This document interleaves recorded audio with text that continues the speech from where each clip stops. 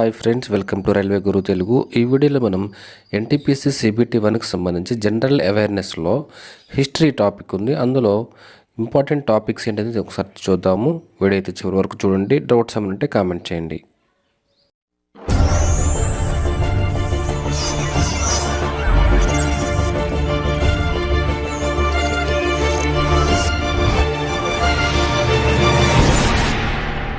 NTPC CBT 1 మనకి total 100 questions అయితే మనకి ఇస్తారు. 100లో మనకి సేఫ్ స్కోర్ వచ్చేసి 60 to 65 మార్క్స్ వచ్చేలాగా మీ యొక్క ప్రయత్నం అయితే చేయాలి. అందులో భాగంగా జనరల్ అవేర్నెస్లో టోటల్ మనకి 40 క్వశ్చన్స్ అయితే ఇస్తారు. ఆ 40 క్వశ్చన్స్లో హిస్టరీ నుండి 5 to 6 క్వశ్చన్స్ అయితే మనకి వస్తాయి. కాబట్టి అందులో ఇంపార్టెంట్ టాపిక్స్ ఏమున్నాయి అనేది ఒకసారి చూద్దాము. మీకు చాలా టైం ఉంది కాబట్టి మీరు అన్ని టాపిక్స్ మీరు క్లియర్గా నేర్చుకుని డిఫరెంట్ బిట్స్ మీరు ప్రాక్టీస్ చేస్తే కనుక చాలా బాగుంటుంది. CBT 1కి సంబంధించి ఒకసారి చూద్దాం. ఇక్కడ మనం హిస్టరీని 3 భాగాలుగా చేస్తే ఏన్షియన్ హిస్టరీ, మిడివల్ హిస్టరీ, అలాగే మోడర్న్ హిస్టరీ. వీటిలో ప్రజెంట్ CBT 1కి ఇంపార్టెంట్ టాపిక్స్ ఏవైతే ఉన్నాయో వాటి గురించి మాట్లాడుకోబోతున్నాం. అందులో ఫస్ట్ మనం ఏన్షియంట్ హిస్టరీ కనుక తీసుకున్నట్లయితే ఇక్కడ మనకి కొన్ని రెడ్ మార్క్ అయితే నేను రౌండ్గా చుట్టాను. ఇక్కడ చూడండి, ఇండస్ వ్యాలీ సివిలైజేషన్, ఇది చాలా చాలా ఇంపార్టెంట్. వీటిని ఖచ్చితంగా మీరు చదవాలి.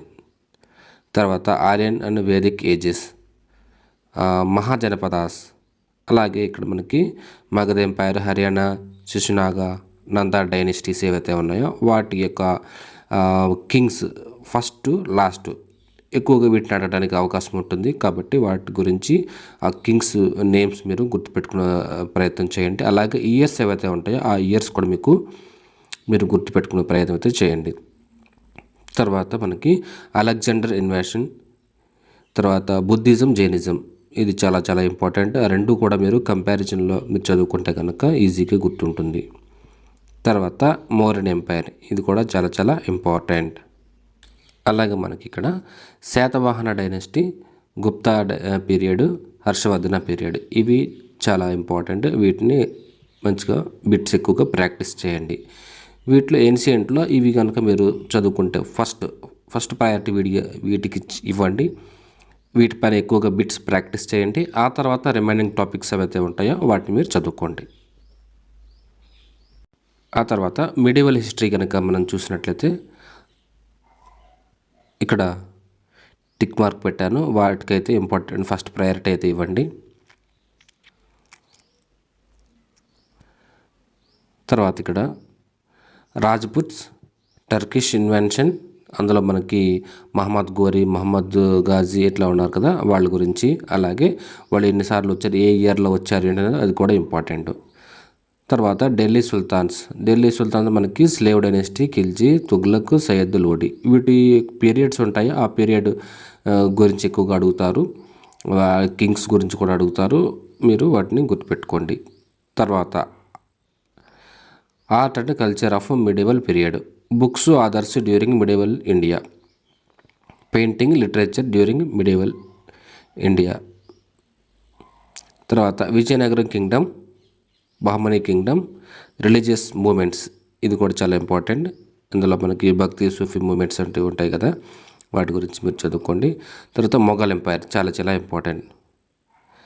తర్వాత పేష్వాస్ పేష్వాస్ ఉంటారు కదా, అది ఒక లిస్ట్ అయితే ఉంటుంది. ఆ లిస్ట్ ఒక ఆర్డర్లో అయితే మీరు చదువుకోవాలి, అది ఇంపార్టెంట్. తర్వాత ఆర్ట్ అండ్ కల్చర్లో చూస్తే కనుక డ్యాన్స్ ఫామ్స్ అయితే ఉంటాయి కదా, వాటిని మీరు చదువుకోండి. ఫోల్క్ అండ్ ట్రైబల్ డ్యాన్సెస్ ఏవైతే ఉంటాయి వాటి గురించి, లిటరేచర్ గురించి అయితే మీరు చదువుకోండి. ఫస్ట్ ప్రయారిటీ వాటికి ఇవ్వండి. తర్వాత రిమైనింగ్ టాపిక్స్ ఏవైతే ఉంటాయి మిడివల్ హిస్టరీలో వాటిని మీరు చదువుకోండి. ఫస్ట్ అయితే మీరు నేను ఏదైతే టిక్ మార్క్ పెట్టానో వాటిని ఫస్ట్ ప్రయారిటీ ఇచ్చి వాటిని చదువుకుని వాటిపైన బిట్స్ ప్రాక్టీస్ చేయండి. ప్రీవియస్గా ఇచ్చిన బిట్స్ ఏవైతే ఉంటాయో వాటిని మీరు చదువుకోండి.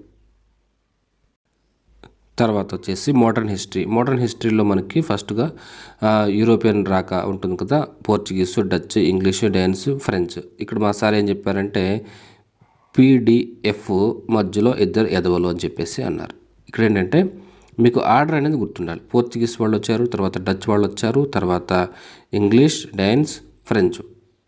ఎవరైతే స్టార్టింగ్ ఎవరైతే వచ్చారో లాస్ట్లో కూడా వాళ్ళే వెళ్ళిపోతారు ఇండియా నుండి. ఇది గుర్తుపెట్టుకోవడానికి ఆ ఆర్డర్లో మీరు చదువుకోవాలి.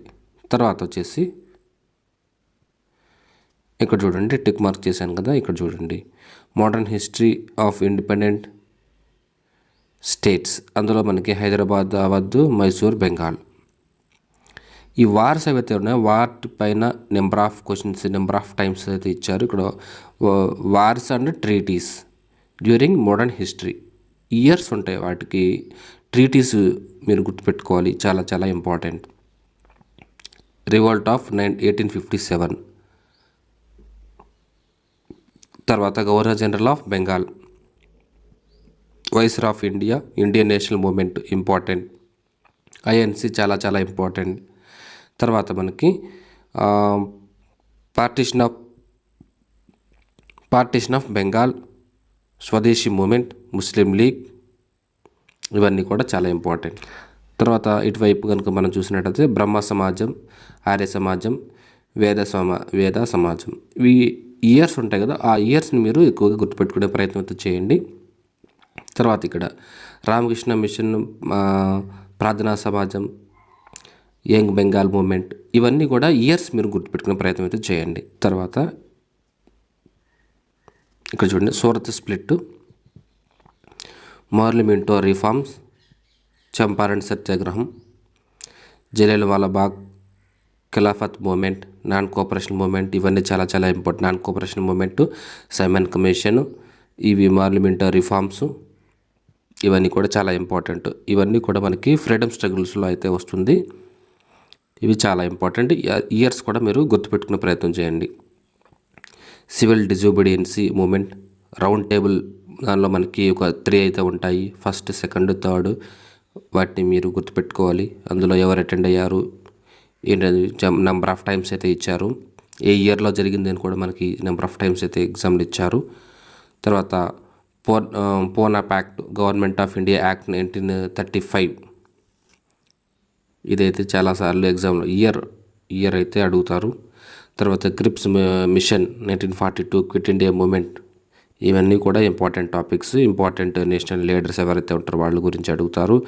Books and news papers during Indian freedom struggle, ఇవన్నీ కూడా ఇంపార్టెంట్ టాపిక్స్.